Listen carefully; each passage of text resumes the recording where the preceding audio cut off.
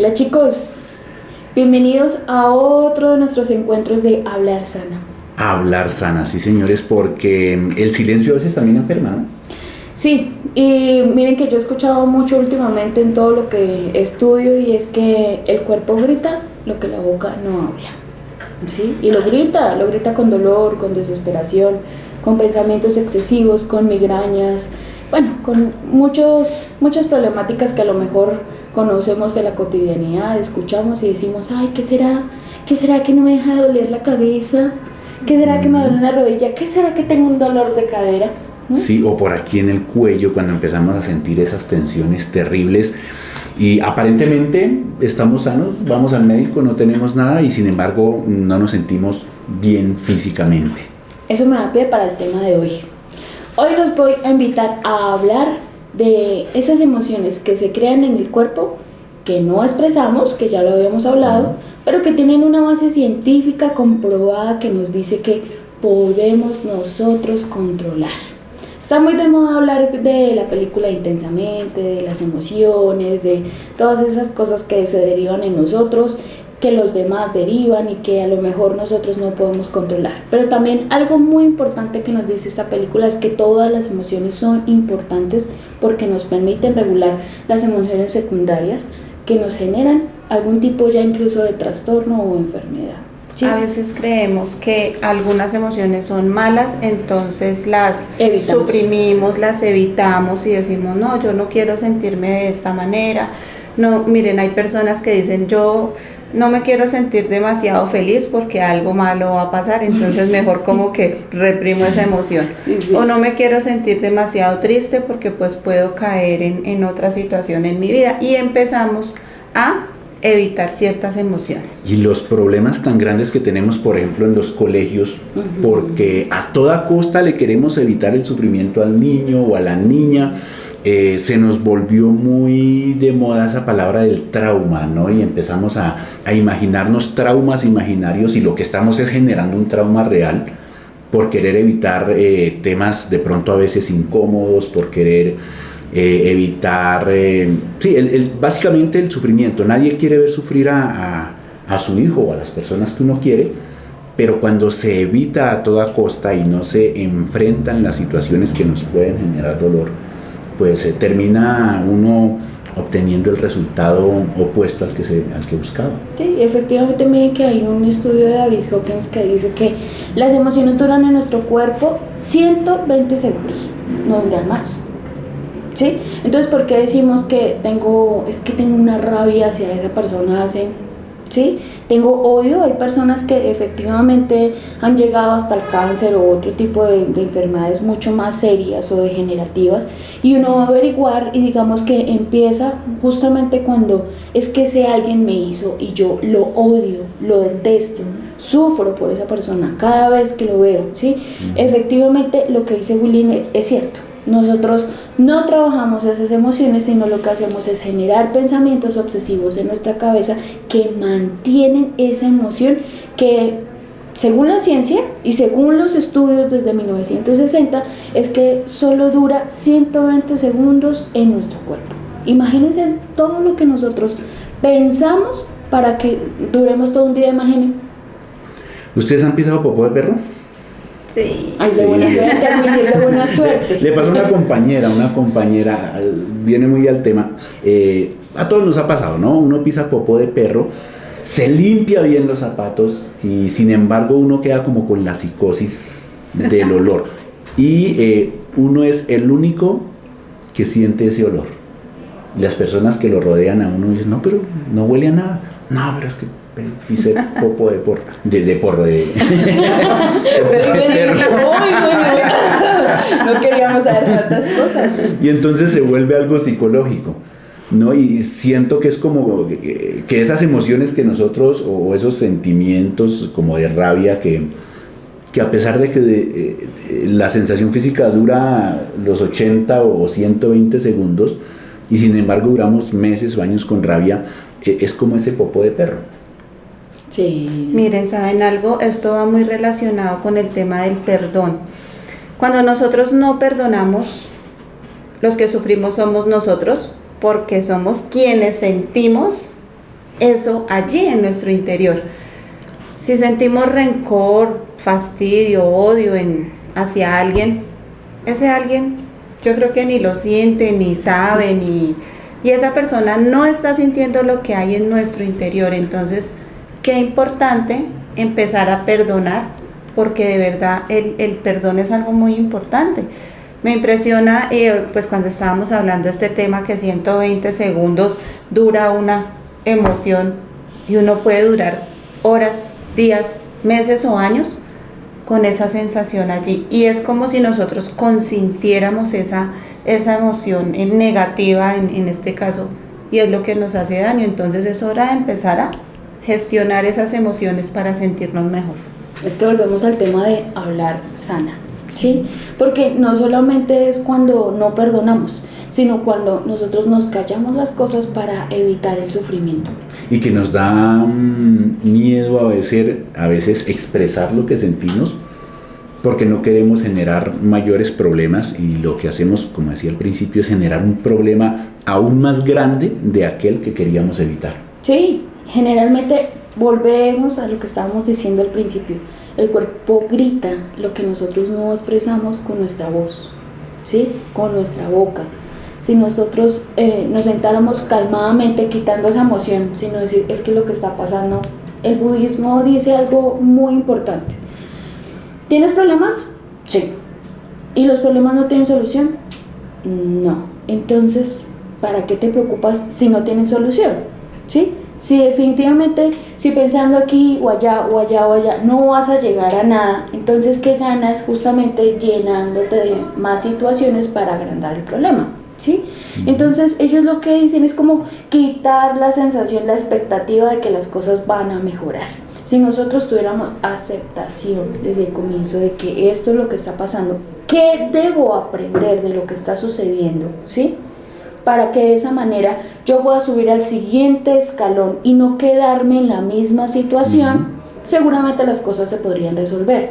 Pero ¿qué es lo que sucede? Que no, es que es terrible, es que esto no va a cambiar, esto es lo peor que me ha pasado en mi vida. Y después, porque miren, no sé si han escuchado, la mayoría de mis pacientes ya son personas mayores, y ellos con su sabiduría dicen, pero es que Adriana, todo pasa, absolutamente todo pasa. Todo pasa. Y después que uno ya voltea a mirar, uno dice, ay, hubiera hecho esto, pero como uno hace todo lo que sea necesario en la mente para controlar, mantener, sostener la situación problema, pues lo que hace es generar todo un globo de problema y ya no puede salir uno de ahí. Y de todos modos, ante una situación que supera nuestras capacidades o que supera nuestras expectativas, lo que sí podemos cambiar es la actitud. Sí. Sí. ¿A ustedes no les han pasado en consulta que el paciente, después de que suelta todo y dice, ay, me liberé, Descansa. Respira. Sí. Y la situación sigue siendo igual? Sí, o sea, en realidad, ¿qué fue lo que hizo?